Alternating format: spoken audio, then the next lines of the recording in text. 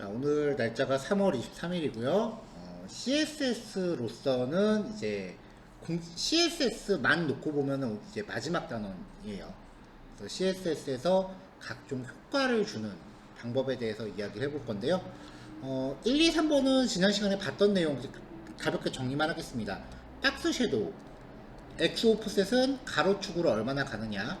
만약에 마이너스 값을 주면은 반대쪽으로 이동하죠. 그 다음에 Y 오프셋은 기본적으로 아래쪽으로 얼만큼 그림자가 이동하느냐. 마이너스 값을 주면 위로 가죠. 그 다음에 블러 라디우스는 번짐 정도.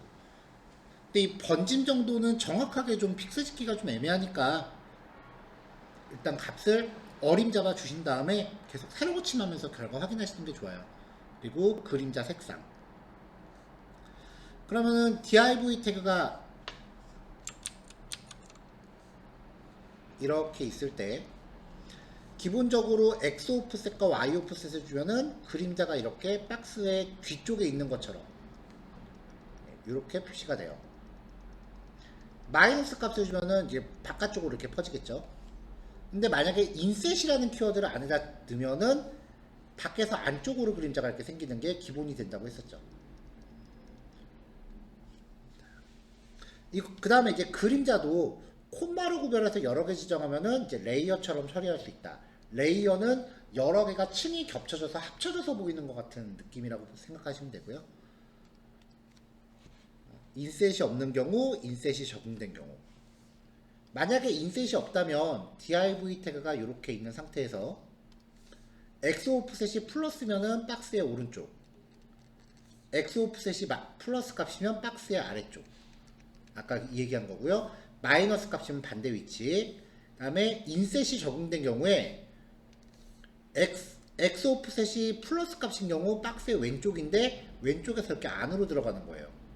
그리고 플러스면 Y 오프셋은 플러스면은 위쪽에 형성되는데 이렇게 안으로 들어가는 것처럼 보인다. 좀 전에 한 얘기죠. 근데 인셋을 적용하는 거는 거의 안 쓰는 것 같기는 해요. 자, 그다음 둥근 모서리 보더 라디우스라는 속성인데요. 4개의 값을 부여하면은 좌측 상단부터 시계 방향으로 돌고요. 그 다음에 만약에 1개 값을 부여하면은 똑같이 적용되는데 이런 식으로 4개를 다르게 줄 수도 있습니다. 단일 값이면 4모서리 모두 동일. 근데 4개 모서리를 개별적으로 설정할 때는 일단 상단인지 하단인지를 먼저 결정을 해줘요. 보더, 탑이나 보통. 그 다음에 좌우를 결정해 주면 돼요. 레프트인지 라이트인지. 이렇게 하시면은 박스가 이렇게 있을 때 네 귀퉁이에 둥근 효과를 줄 수 있다. 이 보더 라디우스는 예외적으로 이미지에도 적용이 가능했었죠. 그 다음에 박스 섀도우도 마찬가지로 이미지에도 적용이 가능했었습니다. 박스 섀도우는 이미지에도 적용 가능. 이미지 둥글게 표시할 때, 그림에 표시할 때는 요거 제일 많이 쓴다 그랬죠. 50%라고 주면 동그랗게 나와요. 물론 이미지 원본 자체가 정사각형이어야겠죠. 직사각형이면 타원형으로 나올 겁니다. 자, 그래서 img 서클이라는 클래스를 만들어 놓고 그림의 클래스를 이렇게 적용하면은 다 동그랗게 나올 겁니다. 자, 주로 이미지에 쓰는데 이제 비디오 태그도 적용할 수 있는 거긴 한데요. 얘가 이제 그 컨텐츠 크기가 위드스나 헤이트 같은 거 설정했을 때 영역이 이만하고 원본이 이거보다 더 크다면 이 주어진 사이즈 안에서 컨텐츠 크기를 어떤 방식으로 조절할지, 컨테인, 가로 세로비를 유지하면서 요소의 컨텐츠 박스의 내부에 들어가도록 맞춤 조절. 그러니까 컨테인은 편의상 저는 이제 높이 우선이라고 표현을 많이 해요. 일단 지워진 영역 안에서 높이를 이렇게 우선적으로 맞추고 그 다음에 좌우로는 이렇게 모자라게 놔두는 이런 스타일이 컨테인이고요. 커버 같은 경우는 일단은 그림을 가로축에 우선적으로 맞춰요. 이렇게. 그리고 남는 부분은 잘라버리는 특성이고요. 그러니까 안에 다 보이게 들어가느냐 아니면 꽉 차게 표시하되 넘치는 부분은 자르느냐, 이게 컨테인과 커버고요. 필이라는 것도 있어요. 이거는 박스 크기에 맞춰서 조절해요. 그냥 가득 채우는 거예요. 가로 세로비가 일치하지 않으면은 늘어나는 느낌이고요. 그 다음에 노는 크기 조절 안 하고, 스케일 다운은 요거 두 개 중에 컨텐츠가 더 작아지는 값을 선택하는 거예요. 그러니까 요 두 개 중에 알아서 최적화된 거를 선택한다. 예, 그렇게 기억하셔도 될 것 같아요. 근데 제 경험상 거의 대부분 커버를 많이 썼어요. 자, 여기까지 지난 시간에 본 거죠. 자, 오늘은 투명도부터입니다. 배경 색깔이나 글자 색깔 같은 거 처리할 때 색상 값이요. 샵, 빨강, 초록, 파랑. 이게 기본형인데 뒤에다가 만약에 두 글자를 더 추가할 경우에 투명도다 라고 얘기했었고, 00부터 FF까지예요. 00은 투명, FF는 불투명, 여기에 중간쯤 되는 값은 반투명. 어느 정도의 투명도를 선택할지는 여러분들이 수치값을 조절해서 지정하시면 될 거고, 만약에 RGBA라고 하는 함수를 사용하면은 빨강, 초록, 파랑, 그리고 투명도. 근데 이때 투명도는 0에서 1 사이의 값을 갖는다 그랬죠.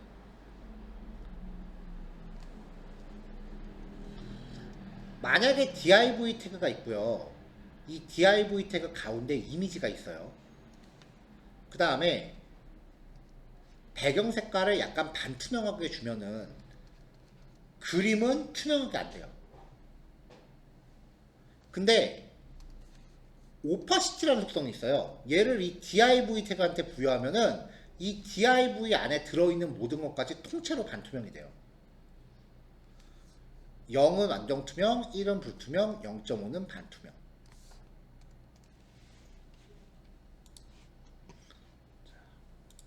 그래서 오퍼시티.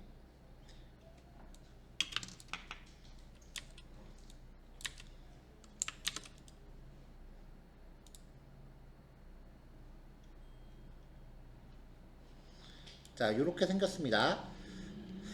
트랜지션이라고 하는 거는 이제 다음 교시에, 아니 다음 교시가 아니라 5번 예제에서 표시가 될 거고요. 일단 여기서는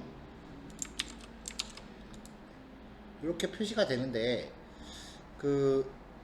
지금으로서는 아무런 효과도 안 나와요. 근데 피규어 안에 있는 이미지한테 오퍼시티 0.5라고 주면은 그림이 이렇게 50% 반투명이 돼요. 그 다음에 마우스 올렸을 때 투명도를 1로 처리해라 라고 하면 마우스 올리면 완전 그게 되는 거죠. 여기서 지금 살짝 스르륵 효과를 주는 게 이 트랜지션이에요. 트랜지션이 없으면 그냥 확 바뀌죠. 느낌이 좀 많이 다르죠. 네, 트랜지션에서는 5번에서 좀 더 이야기할게요. 자, 지금 여기 보면은 피규어 안에 div 안에 피그 캡션 있고 img가 있어요. 그래서 지금 그림한테만 이렇게 투명도가 적용된 상태인데, 제가 img를 없애버리면 이 태그 영역 안에 있는 모든 게 반투명이 돼요. 글자도 반투명이 되죠. 그러니까 단순히 색깔만 반투명으로 하는 게 아니라 특정 태그와 그 안에 있는 모든 걸 다 통째로 반투명으로 만드는 애예요. 백그라운드 컬러 줬더니 이렇게 들어가네요.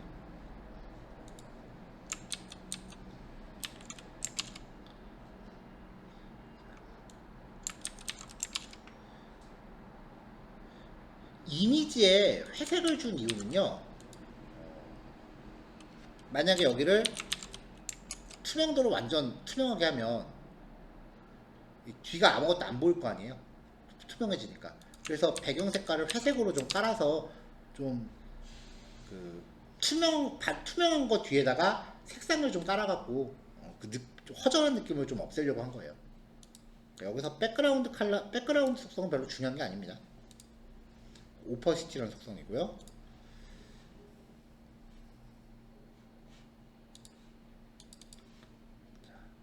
자, 그 다음 이제 트랜스폼. 요소의 형태를 변환시켜요. 이거는 사실 포토샵 하신 분은 이해가 금방 가요. 왜냐면 포토샵에서 트랜스폼이라는 도구가 있거든요.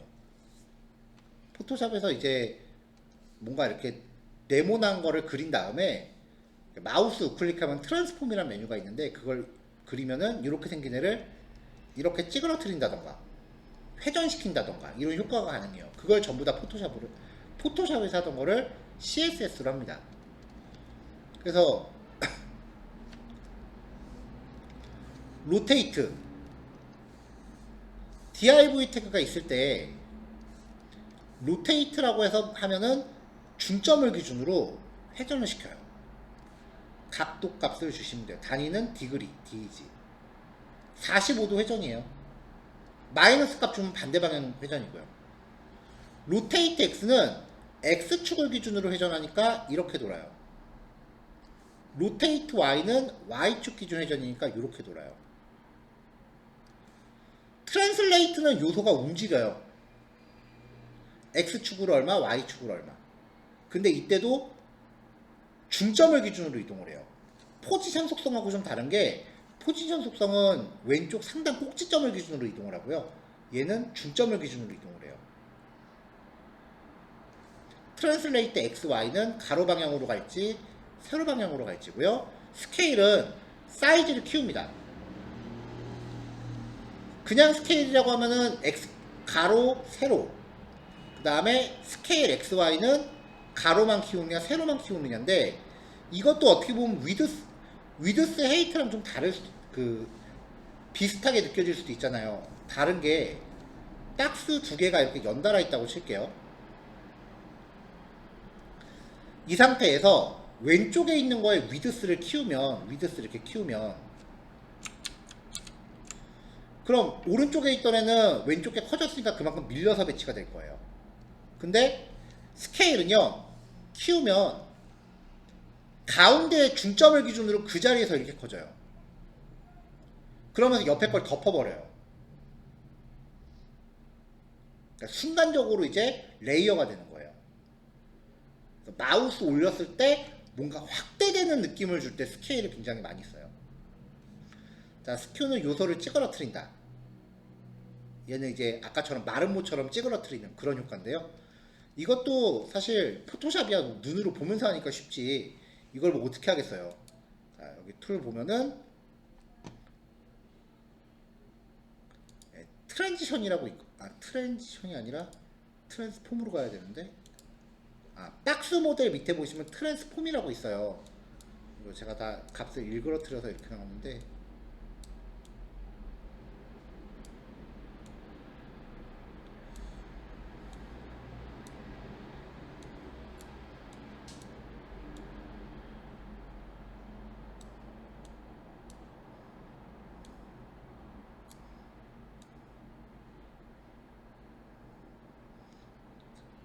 자, 요걸로 이렇게 값을 조절하다 보면은 뭔가 효과를 얻을 수 있겠죠. 근데 스케일 같은 경우는 찌그러뜨리는 거는 웹에선 잘 안 쓰고요.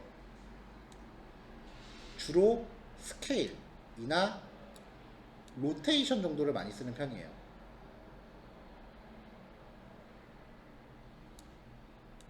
이동하는 것도 그렇게 많이 쓰진 않아요. 자, 요 예제를 보면은 트랜스폼, 자, JB박스라고 하는 클래스를 만들고요.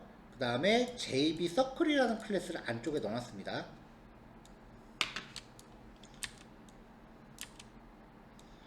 자, 하나씩 지워볼게요.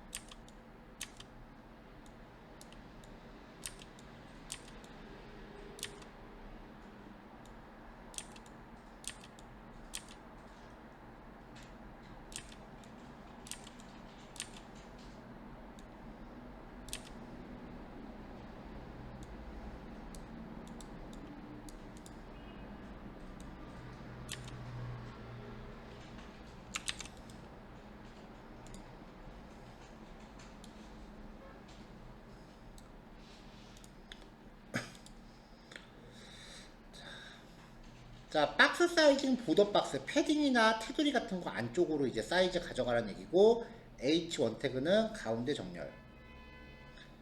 H1 태그, 요 제목은 가운데 정렬. 그 다음에 JB 박스라고 하는 클래스를 모든 div 태그에 다 적용해놨어요. 자, 가로 100, 세로 100, 마진 상하 50에 가운데 정렬, 패딩 20, 배경 색깔 그 오렌지색, 마우스 커서는 이거 지금 링크 아니거든요. 근데 커서 포인터라고 주면 마우스 올렸을 때 마치 링크처럼 마우스 커서가 바뀌어요. 커서 포인터는. 자, 이렇게 해놓고 이 안에 있는 JB 서클이라는 애한테 가로 세로 크기 100%, 테두리는 10픽셀 굵게. 자, 그럼 이렇게 테두리가 질 거 아니에요. JB 박스는 패딩이 들어있기 때문에 패딩이 안쪽으로 지금 넣고 들어간 겁니다. 그래 놓고 이제 보더 라디우스를 50%라고 주면 원으로 만든다 그랬죠. 원이 될 거 아니에요. 보더 라디우스. 정사각형에다가 사이즈를 50% 주면 원이 된다 그랬죠.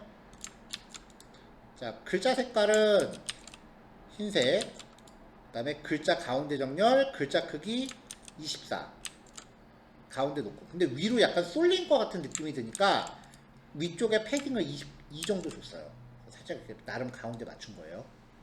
이렇게 모양을 만들어 놓고 트랜스 1부터 클래스를 하나씩 잡을 겁니다.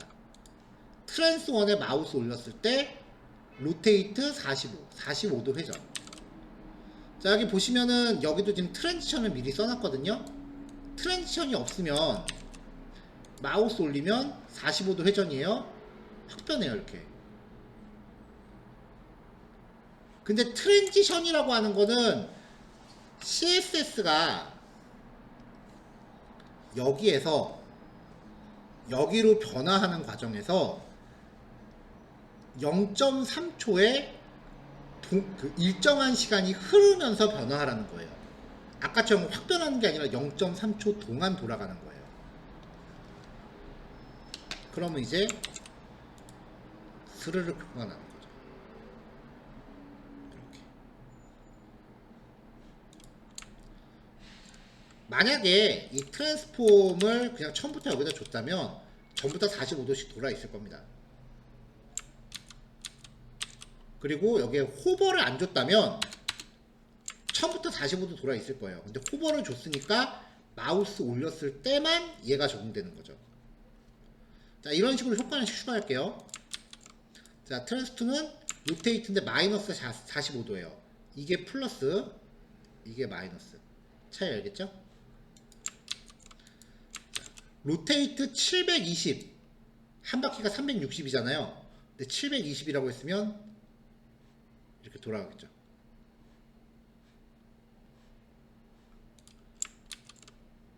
자, 로테이트 X 180도 4번이에요. X축으로만 돌아요. X축이 지금 요거죠. 이거를 축으로 도니까 얘는 이런 느낌으로 도는 거예요. 그래서 마우스 올리면 이렇게 도는 거죠. 로테이트 Y라고 하면은 Y축이 이거잖아요. 그러니까 얘는 이런 느낌으로 돌겠죠. 이렇게요.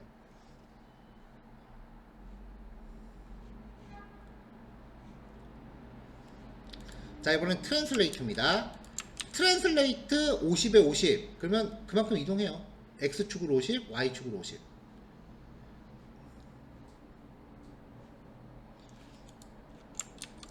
자, 얘는 X축으로만 50. 얘는 Y축으로만 50. 근데 트랜슬레이트는 사실 저는 거의 써본 적이 없는 것 같고, 스케일 2배씩 커져라요. 그러면 마우스 올리면 이렇게 커져요.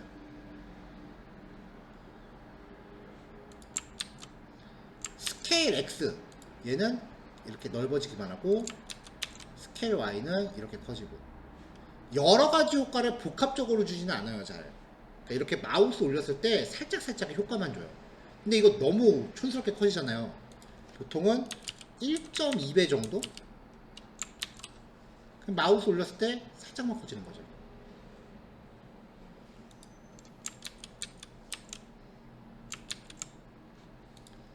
자, 12번은 스키오. 얘는 20도, 20도 이렇게 찌그러지는 얘기예요. 근데 저는 이거 백날 해봐도 별로 효과 잘 못 주겠더라고요. 이거는 X, Y 찌그러뜨리라는 얘기인데 나는 잘 안 되더라. 저건 내가 봐선 좀 촌스러워서 못 쓰겠어요. 스키로. 자, 이런 식으로 각종 효과인데요.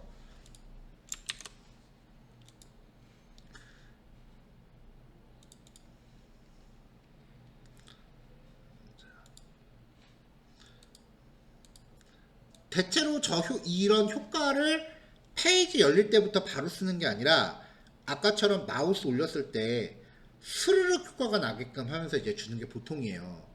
그럴 때 쓰는 게 이제 트랜지션인데요. CSS의 속성 값이 변화할 때 그 변화가 일정 시간에 걸쳐서 일어나도록 하는 거예요. 트랜지션, 속성 이름, 시간, 그 다음에 리듬. 리듬은 빼도 돼요. 여기에다가 특정 CSS 속성을 지정하면은 그 속성에 대해서만 트랜지션이 동작하고요. 올로 지정하면 모든 CSS 속성에 작용을 해요. 보통 올이라고 많이 가고요. 시간 같은 경우는 1000분의 1초를 의미하는 밀리세컨드 단위와 1초를 의미하는 세컨드 단위를 쓸 수 있는데 300밀리세컨드라고 하면은 1000분의 1초는 1000밀리세컨드는 1초예요. 그러니까 300밀리세컨드라고 하면 0.3초. 초 단위로 표시하려면 이렇게. 둘 중에 편한 거 쓰시면 돼요. 그 다음에 리듬이라는 거는 시간에 대한 어떤 리듬인데, 자, 이제는 기본값이에요. 느리게 시작했다가 점점 빨라졌다가 점점 이렇게 느려져요. 약간 이런 느낌? 리니어는 처음부터 끝까지 계속 등속운동. 이지는 느리게 시작하다가 점점 빨라져요. 이지 아웃은 빠르게 시작했다가 점점 느려져요. 이지 인아웃은 느리게 시작해서 좀 빨라졌다가 느려지면서 종료해요. 약간 비슷해요, 느낌이. 그러니까 이걸 통해서, 그러니까 쉽게 말하면 점점 빠르게 할 거냐, 점점 느리게 할 거냐, 아니면 똑같이 갈 거냐, 그거를 값을 바꿔가면서 느낌을 찾으세요. 자, 요거에 대한 응용 예제 봅시다. 완성품은 이게 아닌데, 완성품은 이겁니다. 자, 보통 이런 식으로 만들어진 걸 카드 레이아웃이라고 해요. 마우스 올리면은 이제 아까처럼 스케일 효과를 줬어요. 스르륵 하면서. 근데 이게 어떻게 된 거냐면은 DIV가 이렇게 있고요. 여기에 그림을 채웠어요. 그림을. 그러면 마우스 올렸을 때 안쪽에 있는 그림에다가 스케일 효과를 줘요. 살짝만. 그럼 한 요 정도로 커질 거 아니에요. 그쵸? 그럼 이제 부모를 삐져나가죠. 그 상태에서 부모한테 오버플로우 속성을 히든으로 줬어요. 그럼 삐져나가는 부분을 잘라면서 지워버릴 거 아니에요. 그렇게 되면은 마우스 올렸을 때 그 안에서만 이렇게 확대되는 효과가 나요.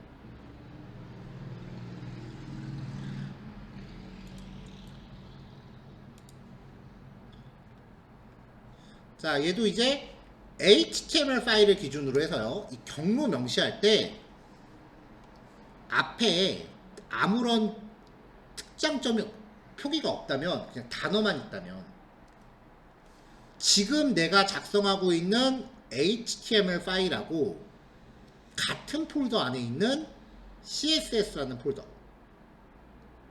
그 안에 있는 style.css라는 뜻이에요. 내가 지금 작성하고 있는 HTML하고 같은 폴더 안에 들어있어야 돼요. 이 CSS라고 하는 이 폴더가 내가 지금 작성하고 있는 HTML 파일하고 같은 폴더 안에 있어야 돼요. 그리고 그 안에 style.css라는 파일이 있는 거예요. 만약에 요 앞에 점점 슬래시가 붙었다면 내가 지금 작성하고 있는 HTML 파일이 들어있는 폴더는 17번 CSS 효과라는 폴더죠. 점점 슬래시는 폴더를 한 칸 위로 올라가란 얘기예요. 그러니까 이 17번 폴더보다 한 단계 위로 올라가야 돼.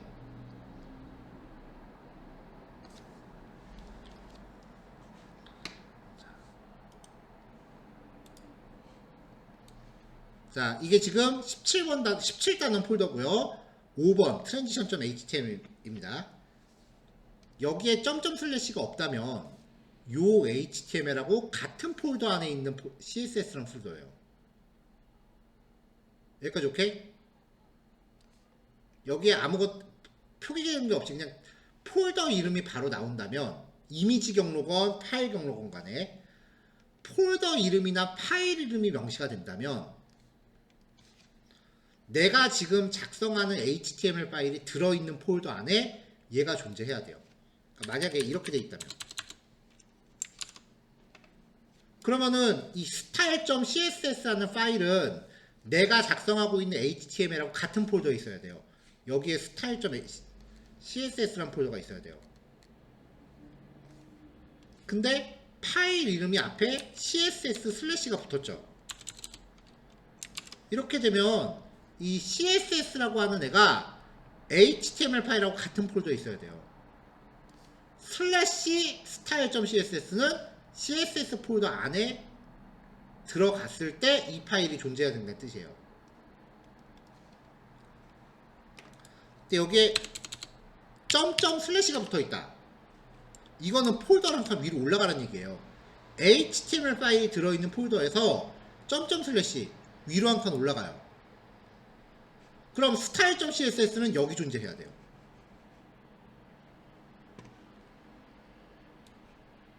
만약에 여기에 CSS 밑에 스타일이라고 되어 있다면 다시 HTML 파일을 기준으로 점점 슬래시 한 칸 위로 올라가요. 그러면 이 안에 CSS라는 폴더가 있어야 돼. 이 안에 CSS라는 폴더가 있어야 돼요. 그리고 그 안에 style.css라는 파일이 있어야 돼요. 점점 슬래시는 폴더를 한 칸 올라가라는 얘기고요. 슬래시 단위로 폴더가 안으로 들어가는 거예요. 계속. 여기서는 지금 원본은 이렇게 되어 있었어요. 그러면 HTML 파일을 기준으로 CSS라는 폴더 안에 style.css라는 파일이 있는 겁니다.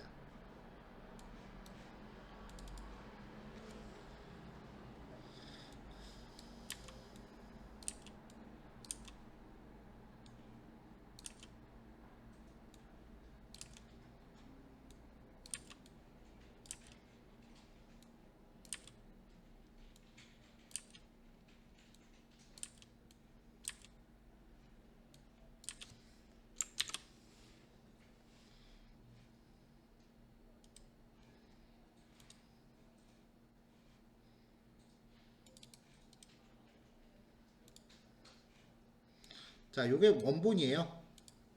HTML 원본이요.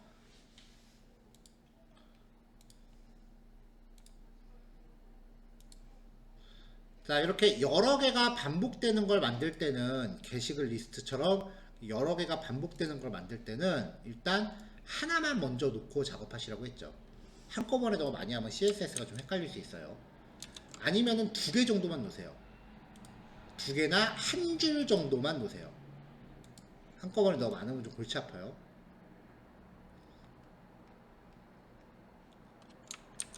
저는 지금 4개만 놨어요. 한 줄에 4개씩 들어가게 할 거라서. 자, 이렇게 4개만 넣고요. 전체 갤러리 영역을 아우르는 이미지 리스트라고 하는 div 안에 게시글 하나 단위로 태그를 넣고 그 안에 일단 게시글 하나 클릭해야 되니까 전부 링크를 걸었어요. 여기서 게시글 하나 단위가 요만큼이 될 거예요. 그 다음에 링크 안에 그림 영역 그리고 내용 영역. 내용은 H4 태그로 제목, 그 다음에 P 태그로 내용, 목록 정의로 작성자 이름과 작성 일시 이렇게 표현을 해서 요 단위로 그림만 바꿔가면서 네버를 놨습니다.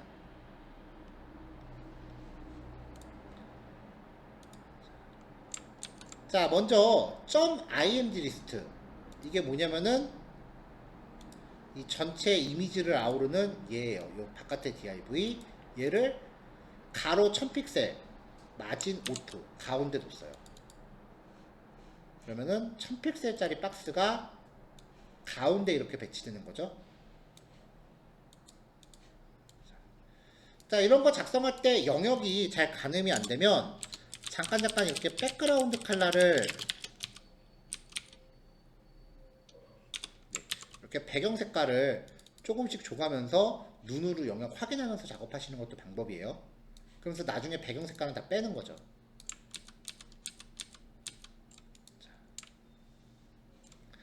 자, 아까처럼 이렇게 갤러리 목록으로 배치하는데 이거를 플렉스를 쓸까 플루트를 쓸까 하다가 일단은 플루트를 썼어요. 어차피 결과가 똑같이 나오면 돼요. 뭐가 더 좋다 나쁘다를 비교할 건 아니에요. 근데 플루트를 쓰면은 끝나기 전에 그 플루트 속성을 오프 시켜야 된다 그랬었죠. 그래서 이 img 리스트 끝나기 전에 플루트 속성 오프 시키는 코드를 넣어놨고요. 그리고 그 안에서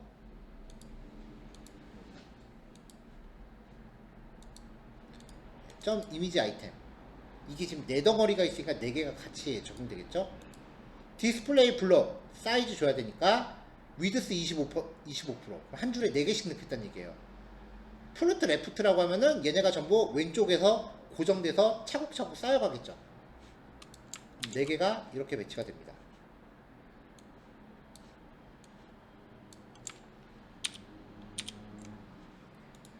이렇게 배치를 했어요. 그래놓고 이제 꾸며야지.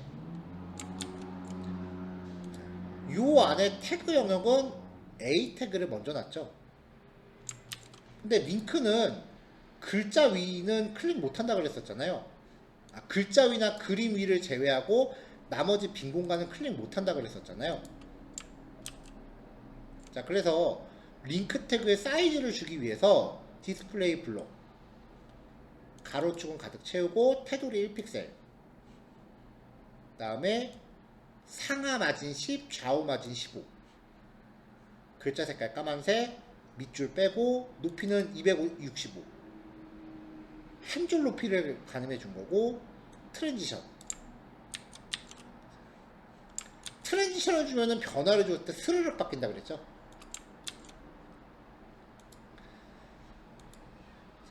그 안에서 이미지 영역 지금 색깔이 잘 안 보일 것 같은데 링크 영역의 배경 색깔을 잠깐 줘보면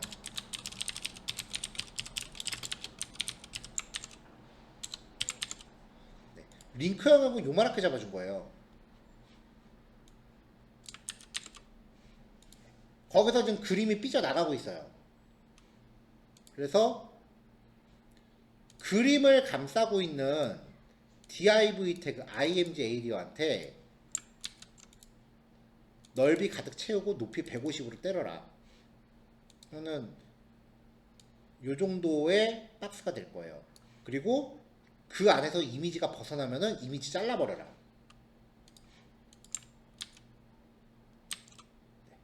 이렇게 이미지가 잘립니다. 지금 이미지가 축소가 된 게 아니라 그 여기서 설정한 크기보다 작으면 삐져나가 잘라버린 거예요. 지금 다 오버플로 휘는 안 넣으면 요만한 건데 박스가 현재 한 요정도 해요. 여기서 오버플로우 히든을 주면은 벗어난 걸 잘라버린 거예요. 나뭇가지 사이즈 안 바뀐 거 보이죠? 벗어난 걸 잘라버린 거예요. 자, 그럼 이제 이미지가 실제로는 잘려져 있지 요만하게 지금 나가 있다는 얘기잖아요. 이거를 이미지 태그한테 위드스 100%, 헤이트 100% 자기를 감싸는 부모 기준으로 가득 채워라. 이렇게 명령을 줍니다. 이렇게. 그럼 이 과정에서 이미지가 조금 찌그러들게 될 테니까 오브젝트 핏 커버. 리사이즈 좀 자연스럽게 하라는 거고, 이거는 커버하고 컨테인 따로 구별하지 말고 그때그때 바꿔가면서 가장 자연스러운 거 선택하세요. 여기서도 이미지에서도 뭐가 바뀔 것 같으면은 0.5초 동안 애니메이션 효과. 자, 그 다음에 내용 영역 상단 패딩 5, 오른쪽 15, 아래쪽 10, 왼쪽 15. 윗방향부터 시계 방향으로 돌아간다 그랬어요. 그래서 여백을 좀 이렇게 확보하고요. 여전히 내용 삐져나가고 있습니다. H4 태그는 패딩 없애고 마진 상하의 5, 글자 크기 14, 화이트 스페이스 노래 오버플로우 히든 텍스트 오버플로우 일립시스. 이것도 자, 이렇게 하면은 글자가 이렇게 제목이 작아졌죠? 근데 화이트 스페이스 노랩을 주면 절대 줄바꿈 안 하고 삐져나간다 그랬죠. 여기에다가 오버플로우 히든 주면은 삐져나가는 거를 잘라버리는데, 이때 텍스트 오버플로우 일립시스 같이 주면 말줄임 처리가 된다 그랬죠. 자, 이제 그 밑에 내용. 자, 패딩 0, 마진 상하 5, 글자 크기 12로 줄이고요. 자, 여기도 오버플로우 히든과 텍스트 오버플로우 일립시스를 줬어요. 화이트 스페이스 노랩까지 주면은 그 말줄임 처리가 될 거 아니에요. 내용 능력도. 근데 그거는 한 줄 줄임밖에 안 해요. 요거는 이제 처음 소개하는 수성이에요. 디스플레이 웹킷 박스라고 주고요. 웹킷 라인 클램프 2, 웹킷 박스 오리엔테이션 버티칼이라고 주시면은 두 줄 말줄임을 해요. 여기 숫자가 몇 줄인지를 결정해요. 세 줄 말줄임, 한 줄 말줄임, 두 줄 말줄임. 이 조합은 반드시 한 줄로만 처리합니다. 근데 이 조합은 내가 원하는 행의 수만큼 표시하고 말줄임을 할 수 있어요. 지금 얘는 두 줄 표시하고 말줄임을 한 거죠.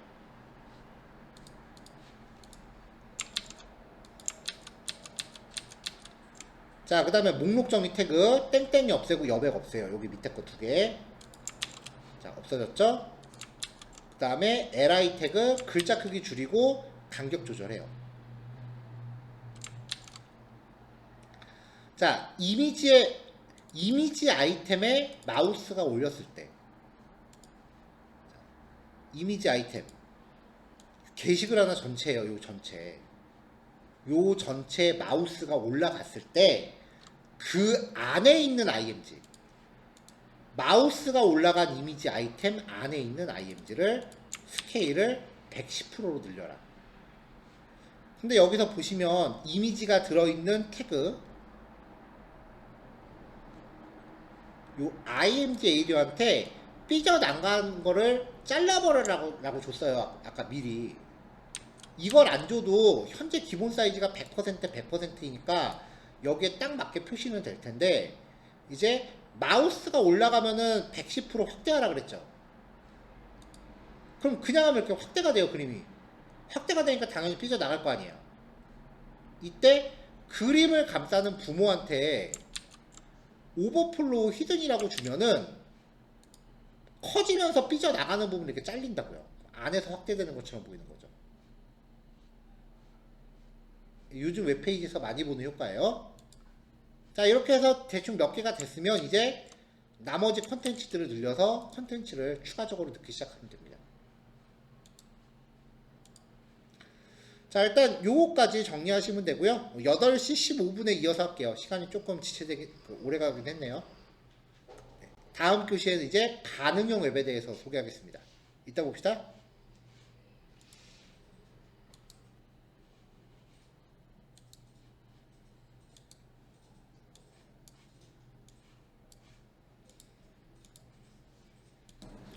이번에 소개할 내용은 미디어 쿼리라고 하는 부분인데요.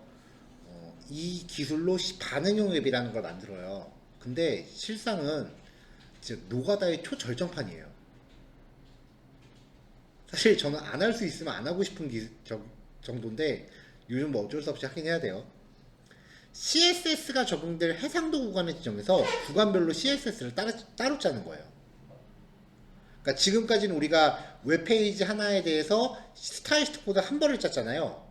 이걸 해상도 구간을 쪼개갖고 보통 한 4번을 짜요. CSS를. 그러니까 지금 여러분들이 하고 있는 작업의 4배가 되는 거예요. 다들 표정이 어두워졌어. 자, 적용 예시가요. 자, 골뱅이 미디어, 스크린, 앤드, 민 위드스, 최소 넓이. 여기에 CSS 코드가 있다고 치고요. 기본 CSS 코드가 있다고 치고 이렇게 지정을 하면 여기 선택자가 또 있죠. 그러면은 그 무한대부터 최소 얼마까지, 이게 만약에 800이라고 치면 800까지는 여기에 있는 CSS가 적용되는 거고, 그보다 더 작은 사이즈에선 이게 적용되는 거예요. 최소를 정했다는 거는 최대치가 적용되지 않았다는 거예요. 그러니까 무한대부터 800까지. 그 다음에 맥스 위드스 한 다음에 최대 넓이를 지정하면 0부터 여기서 지정한 최대값 까지가 여기 안에 게 적용되고, 그거보다 더 큰 무한대까지의 사이즈는 위에 있는 기본 CSS가 적용되는 거예요. 근데 보통 이렇게 딱 2개만 하진 않고요. 이런 식으로 최소 얼마부터 최대 얼마까지 이런 식으로 구간을 잡아요. 엔드를 써서. 자, 이 원리를 적용을 해서 하나의 웹페이지가 해상도 구간에 따라 다른 레이아웃으로 구성되도록 한 웹페이지를 반응형 앱이라고 하는데요. CSS를 기본적으로 위에 한 번을 짜요. 최소 해상도 중심으로 하면. 그러면 이제 민 위드스 756, 그 다음에 민 위드스 768, 민 위드스 992, 민 위드스 1200, 민 위드스 1400. 이게 무슨 의미냐면은 무한대 사이즈부터 작아지죠? 1400까지 까지는 여기에 있는 코드가 적용돼요. 그리고 거기부터 더 작아져서 1200까지는 여기 있는 코드가 적용되는 거고, 더 작아져서 992까지는 여기 있는 코드가 적용되는 거고, 더 작아져서 768까지는 여기 있는 코드가 적용되는 거고, 더 작아져서 576까지는 여기 있는 코드가 적용되는 거고, 이거보다 더 작은 진짜 조그만 해상도에서는 여기 기본 코드가 적용되는 거고. 반대로 최대 해상도 중심인 것도 있어요. 예, 이런 식으로 쭉 전개하면은 얘는 0부터 576까지는 이거, 그거보다 768까지는 이거, 그 다음에 992까지는 768, 992까지는 요거, 거기서 더 커져서 1200까지는 이거, 더 커져서 가로 1400까지는 이거, 1400 이상 되는 초고해상도에서는 위쪽에 있는 기본 CSS가 적용이 되는 거죠. 그래서 기본 CSS가 작은 사이즈에 적용이 되느냐 아니면 큰 사이즈에 적용이 되느냐에 따라서 얘 같은 경우는 모바일 퍼스트라고 해요. 모바일 사이즈를 우선 적용하는 거예요. 얘는 데스크탑 퍼스트라고 해요. 미디어 쿼리가 처음 나왔을 때는 데스크탑 퍼스트였는데 요즘은 모바일 퍼스트가 유행이에요. 아무래도 똑같은 웹사이트라고 해도 예전에는 PC 사이트를 먼저 출시하고 모바일을 나중에 출시했는데 요즘은 모바일을 먼저 출시하는 추세예요. 대표적인 케이스가 밀리의 서재예요. 밀리의 서재 써보신 분들은 아시겠지만 밀리의 서재 서비스 초반에는 아예 PC 사이트가 없었어요. 모바일 사이트만 있었고, 그마저 나중에 PC로 접속했을 때도 모바일 사이트가 그대로 떴었어요. 그리고 나서 마지막에 이제 PC용 사이트가 나왔는데 그마저도 잘 제대로 만들진 않았더라고요.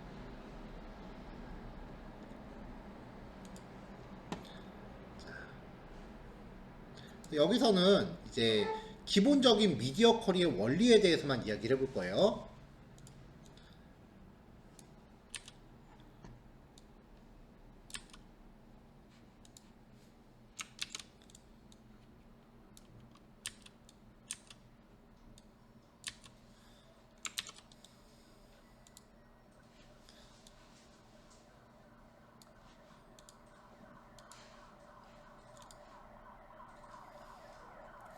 자, 박스 3개를 놨고요.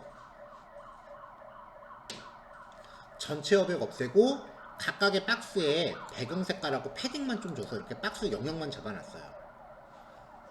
얘네를 이제 가로로 배치할 건데 첫 번째 박스는 플루트 레프트의 넓이 20%, 두 번째 박스는 또 플루트 레프트의 넓이 60%, 마지막도 플루트 레프트의 넓이 20%에서 일렬로 배치했고요. 어차피 샘플이기 때문에 플루팅의 마무리 처리는 따로 안 했습니다. 이렇게 놓으면은 브라우저의 넓이가 커지건 작아지건 전부 이 사이즈를 유지하는 거잖아요. 그 상태에서 이제 미디어 퀄을 하나 넣어요. 0부터 자 지금 맥스만 정한 거예요.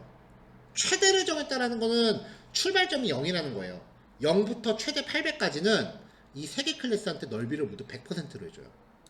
지금은 20, 60, 20이니까 나눠갔는데 요거 하나가 넓이가 100%가 되면 그 다음 거부터 밑으로 밀리겠죠. 그래서 이렇게 저장을 하면 이제 800보다 작은 사이즈에서는 얘네가 전부 그 넓이가 100%로 바뀝니다. 이렇게.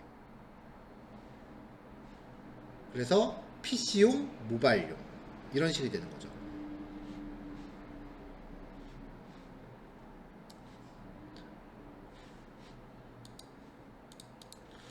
자, 이게 미디어 퀄이에요. 근데 지금 여기 보면은 이 모든 CSS를 다 따로 짜는 게 아니라 일단 기본을 잡아놓고 해상도가 바뀔 때 변경을 주고 싶은 부분만 따로 넣는 거예요. 다 짜는 건 아니에요. 아까 처음에 다 따로 짜야 되는 그때 표정들이 다들 움찔하던데 그 정도까지는 아니니까 너무 걱정하지 마시고요. 자, 요거는 제가 여러분들 한번 읽어봤으면 좋겠다 싶어서 다른 사이트에 있는 거를 퍼온 거예요.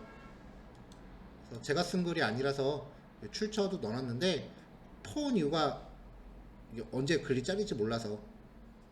근데 여러분들 PDF 자료에서 지금 얘네가 설명하기 쉽게끔 이렇게 움직이는 이미지를 넣어놨는데 이걸 PDF로 넣어드리다 보니까 이게 움직이는 이미지가 정적 상태로 바뀌어서 들어갔을 거예요. 그래서 나중에 여기 URL 보시고 이제 원글을 들어가셔서 꼭 움직이는 그림을 확인하셔서 느낌을 좀 보세요. 그래야 이해가 좀 더 쉬우니까. 자, 크게 반응형 맵하고 적응형 맵이라고 이렇게 나눠지는데 뭐 얘는 뭐 사실 그렇지 않다라고 하는데 그게 뭐 그렇게 딱히 특이사항이 있진 않아요. 뭐냐면은 반응형이라고 하는 거는 해상도를 줄이는 그 구간 동안 다 점점 전체적으로 변해요. 얘는 뭐 이렇게 늘어났다 줄었다 하죠.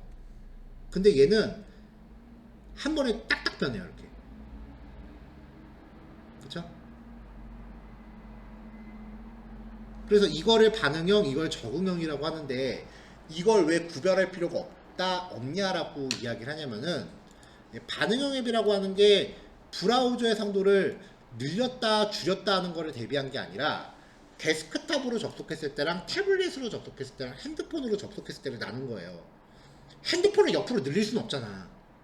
그러니까 적응형이건 반응형이건 일반 사용자한테는 별 차이 없으니까 크게 구별하지 마세요라고 말씀드리는 거예요.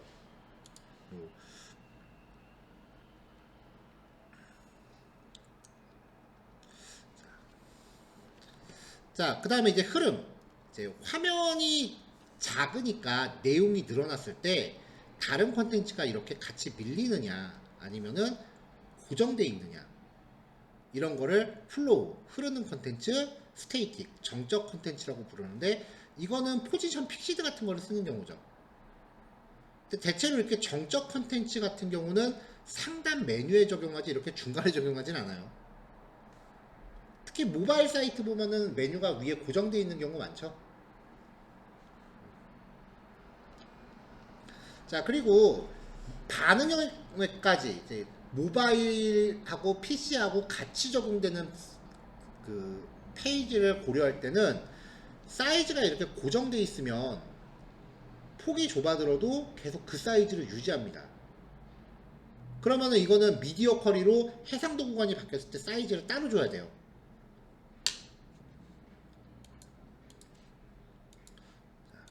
예를 들어서 지금 얘네를 위드스 300픽셀, 얘는 메인은 위드스 500픽셀, 얘는 100픽셀 이렇게 주고, 여기는 모두 400픽셀로 바꿔라 라고 하면, 이게 지금 정적 앱이에요. 얘들이 해상도 구간도에 똑같이 있다가 일정 해상도가 줄어들면 이렇게 한 번에 딱 바뀌는 거. 자, 이렇게 한 번에 딱 바뀌는 유형이 있고, 한 번에 딱 바뀌는 유형이 있고, 그 다음에 퍼센테이지를 써서 이렇게 유연하게 스르르 바뀌게끔 하는 유형이 있다. 이건데, 가급적이면은 퍼센테이지로 주는 게 좀 더 사용자 경험에 유려하다, 그 얘기입니다.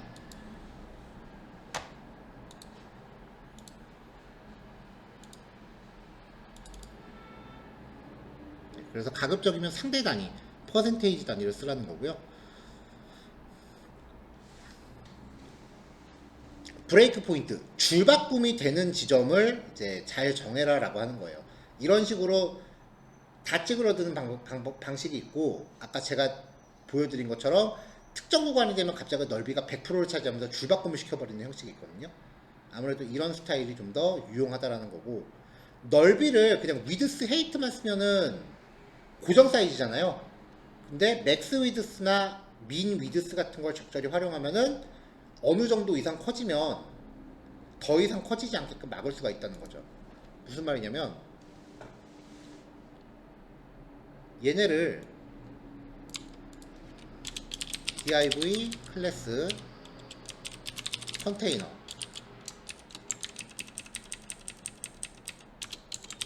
자, 이렇게 컨테이너를 하나 놓을게요. 점 컨테이너에 위드스 100%, 그래도 영역은 좀 봐야 되니까 패딩 50픽셀, 그리고 박스 사이즈 보더 박스라고 줄게요. 배경 색깔 좀 줄까요?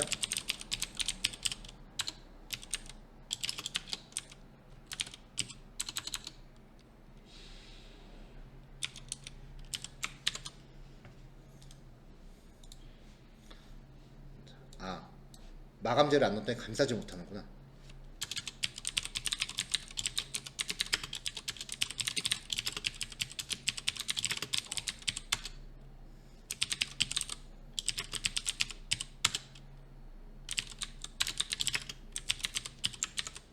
자, 이렇게 줬어요. 지금 넓이를 100%로 줬죠. 그러니까 얘는 맨날 브라우저를 가득 채우려고 들 거예요. 그쵸?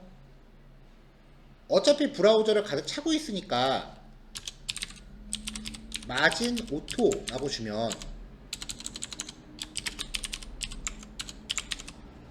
티가 안 나죠? 원래 가득 차 있는 거니까. 가로축으로 가득 차 있는 거니까 가운데로 정렬시켜봐야 움직일 공간이 없잖아요. 자, 이게 전체 100%인데, 그러면은 정말 좋은 컴퓨터에서는 옆으로 한두 끝도 없이 커질 거예요. 화면 되게 큰 컴퓨터에서. 근데 이거를 위드스가 아니라 맥스 위드스 800픽셀 정도 주면, 자, 800보다 작은 동안은 이렇게 계속 들어가지만 커지기 시작해도 이 주황색 박스는 800을 벗어나진 않죠. 넓이를 최대 800으로 제한했으니까. 이런 식의 화면 구성도 쓸 수 있다라는 거예요. 그래서 계속 커지게 그냥 100%로 갈 거냐, 아니면 맥스 위드스를 걸어서 일정 사이즈 이상 못 커지게 할 거냐.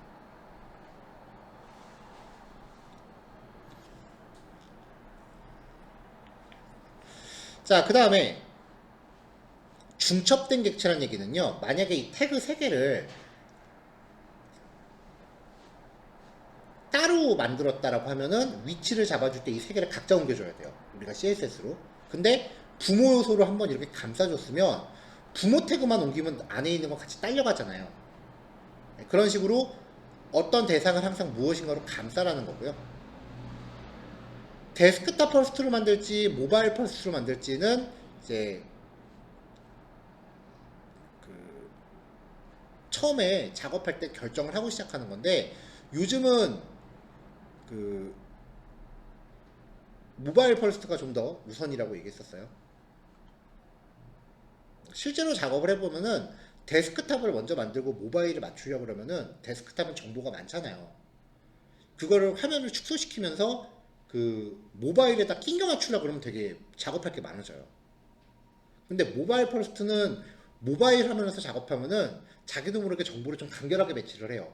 그걸 늘리면서 데스크탑을 딱 가면은 널널해요. 그래서 저도 저번에 작년에 했던 프로젝트는 데스크탑 퍼스트여서 상당히 되게 힘들었는데, 그래서 아예 결국은 하다가 때려치고 모바일 사이트를 따로 만들어 버렸어요. 근데 지금 새로 하고 있는 개인 작업은 처음부터 모바일 퍼스트로 해갖고 좀 편하더라고요.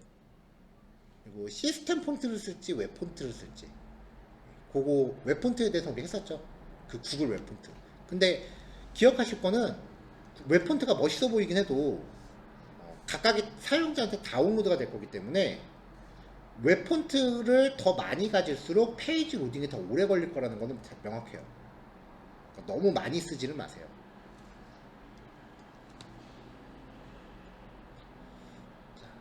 자, 그 다음에 이거 벡터 그래픽이랑 비트맵 그래픽, 비트맵 그래픽의 차이인데요.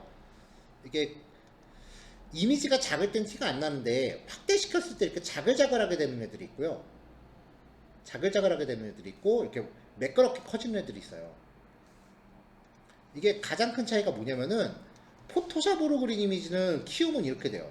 포토샵에서 동그라미 하나 그린 다음에 키우면 이렇게 될 거예요. 근데 일러스트레이터로 그린 건 이래요. 이게 그래픽 방식의 차이거든요. 근데 포토샵으로 그리건 일러스트레이터로 그리건 어차피 일반 그림 파일로 저장하면은 다 이걸로 나와요. 근데 일러스트레이터로 저장하는 이미지 중에 확장자가 SVG라고 하는 이미지가 있어요. 얘는 사이즈를 키워도 안 깨져요. 그래서 요즘 웹용 이미지 확장자가 SVG로 나오는 경우가 꽤 많습니다. 최신 포토샵에서 SVG를 지원하는지 여부는 제가 사실 확인을 안 했어요. 이제 더 이상 포토샵이 어둠의 경로로 쓰기가 힘들어져서 돈 주고 사야 돼갖고 거기까지는 제가 적용을 못했는데, 일러스트레이터는 이게 돼서, 그래서 제가 아마 처음에 말씀 한번 드렸을 거예요. 요즘 웹디자인은 일러스트레이터로 해야 된다고. 포토샵은 실사 이미지 처리에만 쓰이고, 초반에는 진짜 웹사이트 디자인할 때 웹페이지 PSD라고 검색하면은 그 오픈으로 이제 PSD 나와 있는 거 많아요. 프리 웹디자인 PSD라고 돼 있잖아요. 그러니까 웹사이트를 이런 식으로 다 PSD로 그렸어요. 포토샵 파일로. 이게 예전 작업 스타일인데, 이렇게 하면 이제 반응형 같은 거 처리할 때 이미지가 자글자글하게 깨지는 경우가 많으니까, 실사 그래픽은 어쩔 수 없이 포토샵으로 하지만 그 밖에 아이콘이나 그런 거는 일러스트레이터로 작업하고 SVG 이미지로 가는 거죠. 가장 좋은 거는 그래픽 도구의 도움을 안 받고 CSS 효과만으로 만드는 거예요. 그건 브라우저가 직접 그리는 거기 때문에 키우건 줄이건 안 깨져요. 그래서 포토샵 의존도는 최소화시키셔야 됩니다. 자, 여기까지가 이제 그 이론이고요. 요거 리스폰시브 요거는 실습 금방 끝나겠죠? 네, 요거만 하시고 대신에 9시 20분쯤에 마지막 예제하고 마무리하는 걸로 할게요. 예제 10분이면 끝날 거고, 아까 중간에 한 번도 안 쉬었으니까 잠깐만 쉬세요. 자, 9시 20분에 봐요.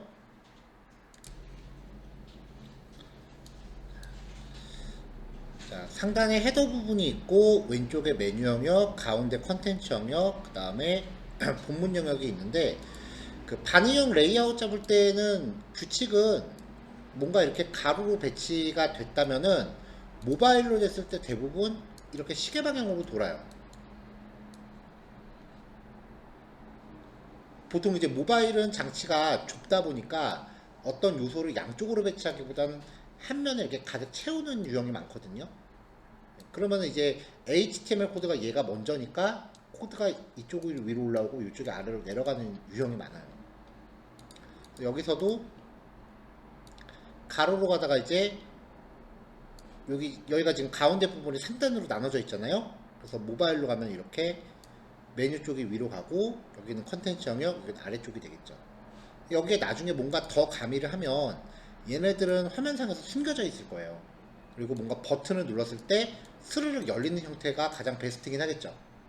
근데 눌렀을 때 열린다. 이거는 벌써 뭐뭐 할 때 이런 키워드가 들어가면은 그거는 CSS의 영역을 벗어난 거예요. 우리가 나중에 자바스크립트라는 걸 공부하면서 그때 이제 다루게 될 거예요.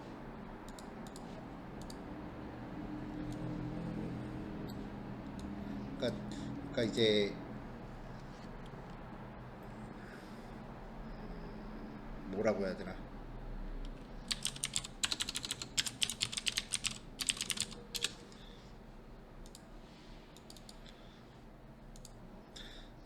지금 CSS로는 지금 눈에 보이는 이 형태는 만들 수 있는데 마우스 올렸을 때 스르륵 열린다. 그럼 벌써 뭐뭐 할 때가 들어가잖아요. 물론 간단하게 그냥 색깔 바뀌고 그 정도는 호버로 되지만 스르륵 열리는 이런 거는 자바스크립트라는 코드가 좀 들어가줘야 돼요. 그러니까 현재로서 이거 만약에 이거를 CSS로 짠다라고 하면은 마우스 올렸을 때 열리는 거는 못하는 거죠. 그리고 이미지 슬라이딩 이런 것도 자바스크립트로 구현하는 부분이라서 이것도 CSS로 한다면 여기 화면도 고정돼 있을 거고 여기도 마찬가지고요.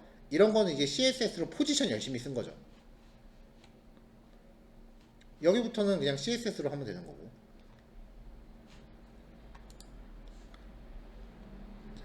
요런 페이지는 CSS로 하기 참 쉽죠. 이거는 뭐 플렉스를 쓰건 플루트를 쓰건 뭐가 됐건 되니까 텍스트 꾸미고 여기 이미지 하나씩 넣으면 되니까요. 이런 거는 CSS로 하기가 좀 쉬운 거고요. 그래서 실제로 이제 여러분들이 포트폴리오를 만든다라고 하면 방법은 두 개예요. 첫 번째 방법은 이 세상에 없는 페이지를 여러분들이 직접 디자인을 해서 만드는 과정. 근데 그거는 페이지 기획까지 겸하는 경우에는 그렇게 준비를 하시는데 만약에 기획자가 따로 있는 상태에서 퍼블리싱 쪽만 하겠다라고 하면은 제일 좋은 방법은 제일 간단한 방법은 기성 사이트 하나를 그대로 베끼는 거예요. 그거를 이 사이트의 코드를 참고하지 않고 모양은 최대한 따라하되 코드는 나만의 코드로 만드는 거죠. 보통 이제 그런 거 이제 클론 코딩이라고 많이 불러요. 이거는 테이블이네.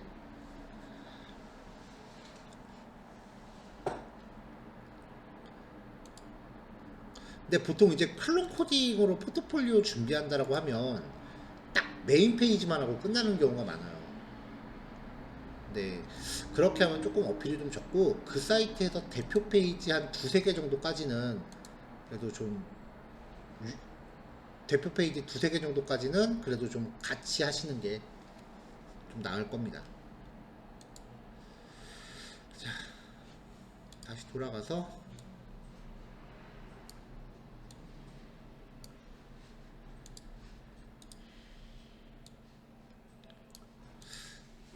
자, 이 페이지는 데스크탑 퍼스트로 구성이 된 거고요. 아까 했었던 페이지 예제를 응용한 거예요.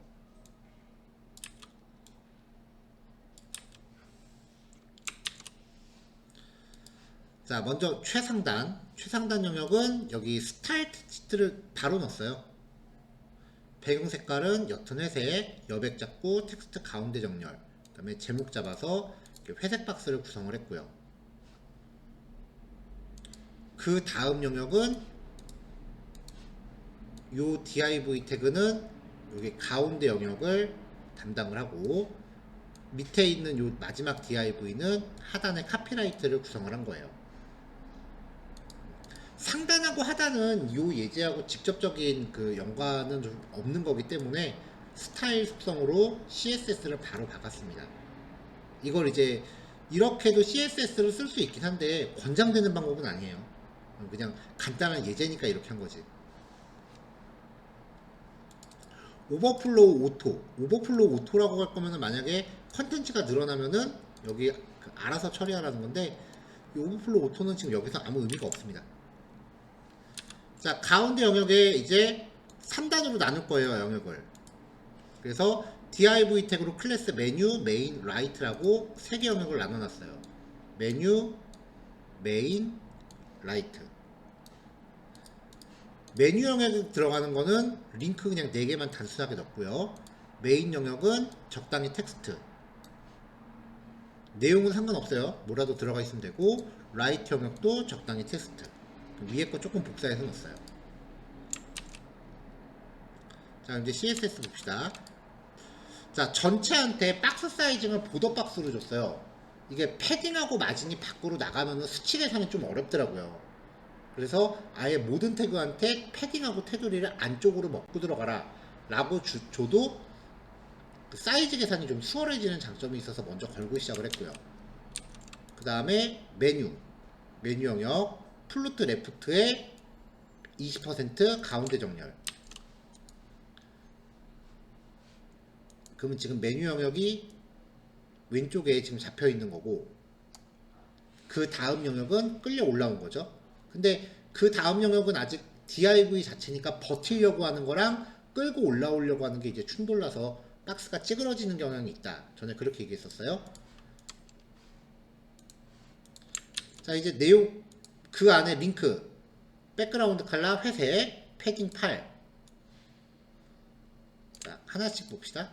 CSS 공부할 때 몇 번 이야기했지만 가장 좋은 거는 속성을 하나씩 적용하면서 모양이 어떻게 바뀌어가는지를 보는 거예요. 한꺼번에 다 코딩하면 별로 효과가 없어요, 공부 효과가. 자, 요 링크들한테 백그라운드 색깔을 회색으로 줘요. 여기 배경 색깔 회색으로 바뀌었죠?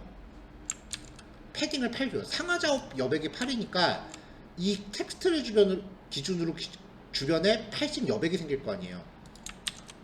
그럼 여백이 생기니까 커지죠? 자, 마진 탑 7, 위쪽으로 7 정도 여백을 주는데 그냥 A죠.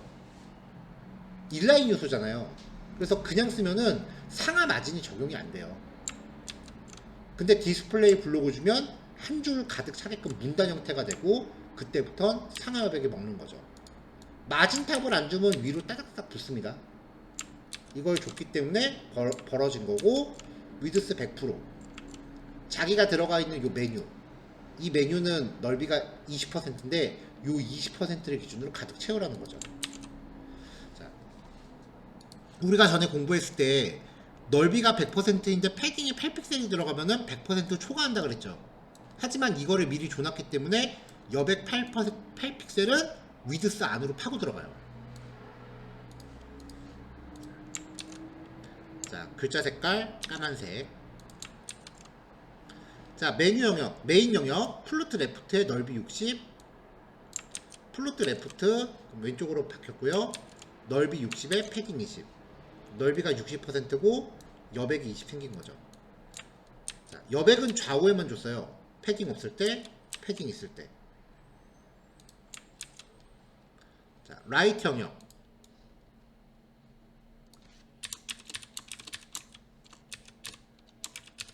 일단 배경 색깔 그 회색으로 주고, 플루트 레프트, 그럼 얘도 왼쪽 남는 영역을 채우겠죠. 이렇게.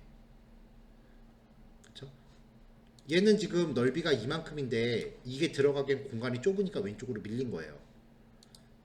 하지만 라이트 영역의 넓이를 20%로 맞추면 남은 공간에 맞게끔 사이즈가 줄어드니까 들어갑니다. 그리고 여백 15.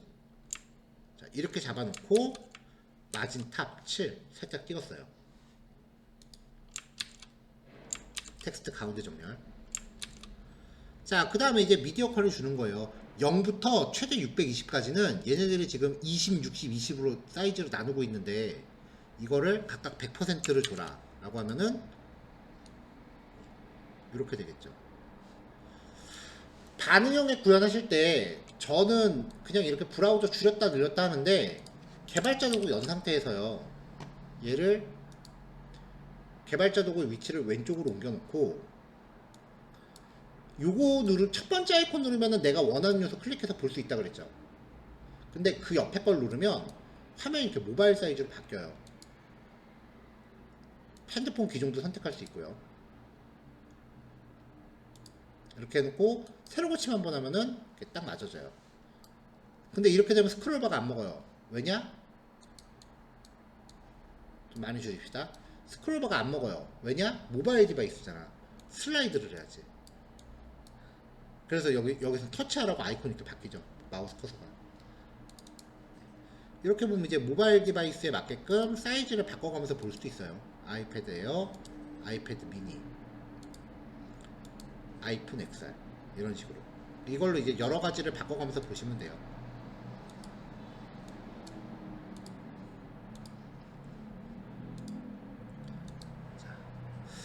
자, 여기까지 해서 이제 CSS의 기본적인 이론들은 한번 다 훑었어요. 이게 이제 CSS의 모든 거를 다 담은 건 아니고 그냥 뭐라고 해야 되나, 쉽게 말하면 그냥 제 머릿속에 있는 것들, 제가 실제 일할 때 쓰는 기술들만 정리를 한 거예요. 물론 플루트는 저도 다 못 외워요. 그래서 제가 아까 단톡방에 링크를 하나 드렸는데, 이거 어떤 분이 만든 건데, 플루트를 공부할 수 있는 일종의 학습 사이트예요. 여기 따라가면서 여기 요 코딩 해갖고 이걸 내용을 잘 읽어보고 여기서 넣으라고 하는 거 넣고 저장하면 개구리가 오른쪽으로 가잖아요. 그럼 이제 다음 정답을 맞추면 다음 단계로 넘어갈 수 있는,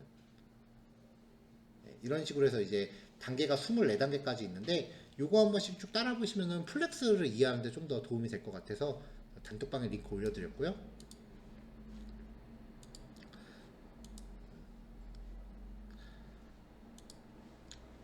사실 이제 여기까지 공부하면 이제 직접 페이지를 만들어 봅시다 라고 이야기를 할 수 있긴 한데, CSS에서 조금 더 버전업이 돼서 SCSS라고 하는 차세대 기술이 있어요. CSS의 약간 변종이라고 보시면 돼요. 이런 식으로 CSS 코드에 달러 표시가 들어가고 좀 이상한 유형의 코드도 작성이 되고, 믹스인이라고 하는 코드인데 이것까지는 뭐 구사 안 해도 될 것 같긴 한데, 결정적으로 선택자를 작성하는 방식이 좀 바뀌어요. 블록이 중첩되기 시작해요. 블록 안에 블록이 들어갔잖아요. 괄호 안에 괄호. 그래서 다음 시간에 SCSS라고 하는 거를 소개를 하는 걸로, 좀 어떻게 보면 CSS 외전 같은 느낌? 어떤 시리즈를 볼 때 1편부터 18편까지 완결을 했는데 17편까지 완결했는데 그 다음에 이제 외전 하나 나오는, 그런 걸 하나 정리한 다음에 실제 페이지 샘플을 하나는 같이, 하나는 여러분들이 일정 기간 동안 직접 이렇게 하는 걸로 이제 페이지 작업을 마무리하고, 그 다음에 자바스크립트로 넘어가 보려고 해요. 이거 끝나고 나면 이제 jQuery 만드는 건데, 우리 진도가 이제 거기까지니까 이제 한번 남은 기간 동안 다 해봅시다. 자, 어쨌건 CSS 여태까지 공부하시느라고 고생들 많았고요. 이제부터는 웹사이트를 다니시면서 이런 거는 어떻게 만들었을까 한 번씩 고민해 보시고, 코드를 한번 유추해 보시고, 그 다음에 개발자 도구 열어서 거기 CSS 어떻게 돼 있을지 한번 찍어 보시고, 여기 찍으면 여기 CSS 코드 나오잖아요. 이런 속성들을 이렇게 제거했을 때 모양이 어떻게 바뀌는지 봐서 어떤 식으로 작업이 됐구나, 이런 것도 한번 유추해 보시고, 그 다음에 이제 뭐 CSS 예제라고 검색하면은 여러 가지들이 많이 나와요. 이런 것들도 이제 처음에는 아무것도 몰랐으니까 이런 내용을 봐도 내가 내용을 이제 받아들이기가 힘들었지만, 이제 한번 훑었기 때문에 이런 내용을 봤을 때 내가 어느 정도 받아들일 준비가 돼 있다라는 거죠. 그러니까 직접적으로 이야기는 안 하지만 수업을 진행하면서 목표를 잡는 것 중에 하나가, 처음에 혼자 독학할 때 책 보면 무슨 말인지 아무것도 몰라요. 근데 이제는 책을 보시면 책을 읽힐 거예요. 여기서 모든 기술을 다 소개해 드리는 게 아니라 여러분들이 스스로 뭔가 쌓아갈 수 있는 기초를 닦는 과정이라고 생각을 해요. 그래서 이제 이런 것들도 슬슬 찾아서 보시면은 뭔가 이제 어떻게 하는 거구나라고 흐름이 들어올 거니까 이런 자료들 꾸준히 보세요. 보면서 이건 좀 괜찮은데 싶은 것들은 인터넷에 이렇게 즐겨찾기 같은 거 해놓으면서 본인들이 공부할 것들 이렇게 모아놓으세요. 저도 꾸준히 이렇게 매번 보고 있어요. 자바스크립트 관련돼서 뭐 이런 것들도 모아놓아서 보고 있고 이런 식으로.